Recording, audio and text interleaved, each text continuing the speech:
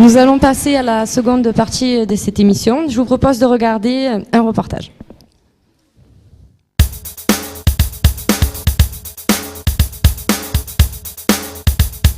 Les adolescents, ils sont dans un moment particulier de leur développement, avec tout le remaniement physiologique, hormonal, et toute la question de l'autonomie, la question du détachement du foyer familial. Donc effectivement, il y a des questions, il y a des enjeux particuliers qui se posent à cet âge spécifiquement et moins ou pas du tout à d'autres âges. Comment s'insérer dans une société actuelle où peut-être qu'on laisse plus trop la place aux adolescents. C'est comment faire avec les parents et le jeune pour essayer de remettre cette cellule familiale sur pied. Mais je dirais plus que ça encore, savoir tenir face à, sans trop s'effondrer, sans trop s'inquiéter, sans trop s'angoisser, justement face à cette anxiété que peut exprimer l'adolescent ou ses revendications. Donc savoir vivre le conflit, je dirais, savoir l'accepter. C'est plutôt le savoir-être plutôt que les connaissances. C'est qu'un jeune qui est écouté dans ses problèmes ou pas d'ailleurs, mais qui est surtout accompagné, valorisé, avec qui on fait un parcours de réseau, d'orientation, ça fonctionne.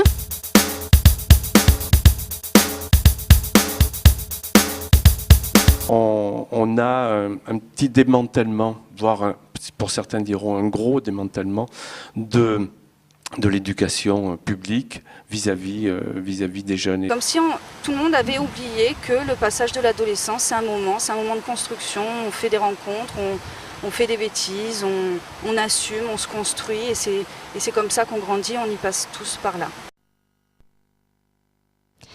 Lucien Planels, vous êtes coordinateur du programme de réussite éducative de la ville de Salon. Pouvez-vous nous expliquer en quelques mots en quoi consiste ce programme ? Le programme de réussite éducative, donc PRE, est un dispositif qui est porté par la ville de Salon de Provence. C'est un dispositif qui est financé par l'État, alors qui a comme objectif principal d'accompagner les jeunes. Alors c'est de 3 à 16 ans, des jeunes qui peuvent rencontrer des fragilités dans leur parcours, de les soutenir et naturellement de mener ce travail en collaboration avec les familles. Et avec l'éducation nationale. Ah oui, entre autres, on n'est pas uniquement centré que sur la scolarité, parce qu'un jeune, il peut avoir plusieurs fragilités. Alors parfois, on voit des jeunes qui marchent très bien à l'école, mais qui par ailleurs, on peut avoir aussi des soucis. Donc il n'y a pas que les problématiques scolaires qui sont prises en charge. D'accord, parce que durant les réunions préparatoires, les jeunes ont souligné les dysfonctionnements de l'orientation au sein de l'éducation nationale. Ils nous ont aussi beaucoup parlé de l'image dévalorisante des filières techniques. Vous, dans le cadre de vos missions, vous avez le même sentiment ? Alors, je crois que, l'un des problèmes majeurs, je crois que l'éducation nationale, dans son ensemble, dans tout le long de la prise en charge des élèves, ne tient pas assez compte de l'individualité. C'est-à-dire qu'on nous oblige tous de faire au même moment les mêmes choses. Donc, un projet de jeunes, ça se construit, ça peut être long. On peut avoir le déclic et la vocation, comme on dit, très jeune, et puis ça prend plusieurs temps. Il y a des personnes qui, à 25 ans, savent toujours pas ce qu'ils veulent faire. Donc on ne tient pas compte de ce temps et on oblige les jeunes naturellement de faire toujours un choix au même moment. Et ça c'est le premier aspect. Deuxième aspect, je trouve qu'on valorise pas assez naturellement les compétences des jeunes, parce que les jeunes sont beaucoup plus mis en difficulté et pas assez valorisés dans ce qu'ils pourraient faire de bien. Et chaque jeune peut faire quelque chose de bien. J'en connais pas qui savent pas faire quelque chose. Ça c'est clair. Et c'est vrai que l'orientation et la filière technique fait un peu partie de tout ça. C'est-à-dire quand on travaille mal à l'école, on va vers le technique. Alors que aujourd'hui, c'est complètement faux. Je veux dire, un jeune qui fait un bac plus 3 et qui sort avec une licence de géographie va moins bien s'en sortir qu'un jeune qui sort avec un CAP de plomberie. Ça c'est clair sur le marché du travail. Mais je crois qu'il y en a un qui sera plus riche que l'autre. Mais c'est pas celui qu'on croit. Oui. Voilà. Donc je crois pas assez d'individualisation et naturellement pas assez de valorisation des jeunes. J'ai une demoiselle à mes côtés. J'aimerais te poser la question de quel est ton âge et est-ce que toi tu sais déjà ce que tu voudrais faire plus tard ? J'ai 15 ans et non, je sais pas ce que je veux faire. Non. D'accord. Donc à cet âge-là, bien évidemment, 15 ans, on ne peut pas prendre des décisions déjà sur son avenir. On est en pleine construction, quoi. Par contre, on nous oblige à faire un choix. Voilà, c'est ça. C'était ce que je voulais démontrer en lui posant cette question. Merci.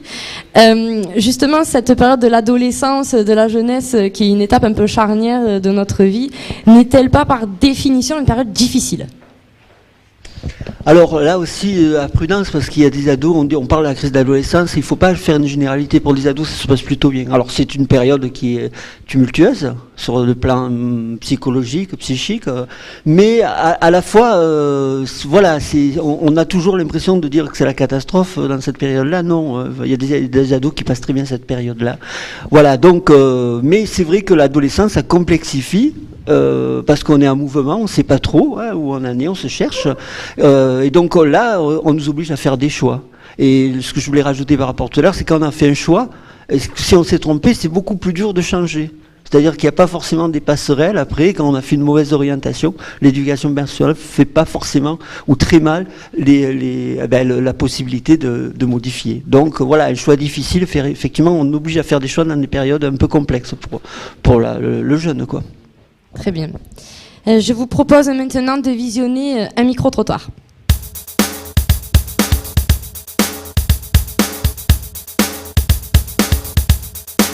Pour la jeunesse, je dis que c'est très difficile, c'est très dur, il n'y a pas de travail. Je les plains les pauvres, parce que je ne sais pas comment ils feront pour vivre. Qu'en fait, si on faisait peut-être un peu plus de choses pour eux, ils seraient peut-être un peu moins turbulents, je pense. Ils n'ont pas de travail, ils n'ont rien. Vu la conjoncture actuelle, rien n'est fait pour les jeunes. Rien. Il y a la précarité, il y a... c'est noir, c'est triste. Ça fait peur. L'avenir fait peur. Un peu manque de travail, manque de motivation aussi, je pense, de la part des jeunes. Il devrait rajouter plus de trucs pour les jeunes, déjà dans cette ville, parce qu'il manque beaucoup de choses. Nous, on essaie par l'intermédiaire d'associations de faire bouger les choses pour qu'il y ait plus d'activités pour les jeunes. Il n'y a pas de travail. Donc les jeunes ils traînent dehors. Je suis un peu pessimiste et c'est vrai que j'ai même un peu peur pour l'avenir de nos enfants. Je pense que c'est un peu à cause de l'évolution de la technologie, toute cette évolution au niveau de la société qui font que les jeunes n'ont pas du tout le même comportement qu'il y a quelques années. Déjà pour s'installer, il faut avoir 2 salaires. En tant que nous étudiants tous les deux, déjà on ne peut pas s'installer. Et je pense qu'on n'a pas assez d'aide et il n'y a pas assez de choses qui sont faites pour nous. Séverine Parizel, vous êtes éducatrice spécialisée au foyer de jeunes travailleurs de Salon. Pouvez-vous nous expliquer qu'est-ce qu'un foyer de jeunes travailleurs ? Donc, un foyer de jeunes travailleurs, c'est une résidence sociale qui est gérée par une association à but non lucratif. Donc, il y en a dans la France entière. Sur Salon de Provence, donc, c'est l'association Adamal qui gère le foyer de jeunes travailleurs. Les jeunes qui sont sur ces foyers ont entre 18 et 30 ans. On accueille aussi des mineurs de 16 à 18 ans, mais sous conditions bien particulières, et notamment le public en contrat d'apprentissage. Donc voilà, après la jeunesse, c'est vrai que pour nous, les jeunes, c'est 16-30 ans. Pour la mission locale, c'est jusqu'à 26 ans. Donc c'est un petit peu différent selon... Moi aussi, même si j'ai largement dépassé les 30 ans aussi. Donc dans les foyers de jeunes travailleurs, c'est pas seulement un hébergement, il y a aussi un accompagnement qui est assuré par une équipe socio-éducative. Donc sur le foyer de jeunes travailleurs à Salon, l'équipe socio-éducative est composée de 2 éducatrices spécialisées et une maîtresse de maison qui intervient dans le quotidien. Et on accompagne les jeunes en fait dans tous les domaines, donc emploi, formation, santé, mais également des choses plus culturelles, les loisirs, de l'accompagnement aussi au niveau de la gestion du budget, tout ça en lien avec les partenaires de terrain que j'ai reconnu un petit peu aussi dans le reportage. Dans les foyers de jeunes travailleurs, en dehors de cet hébergement, donc cet accompagnement est très important.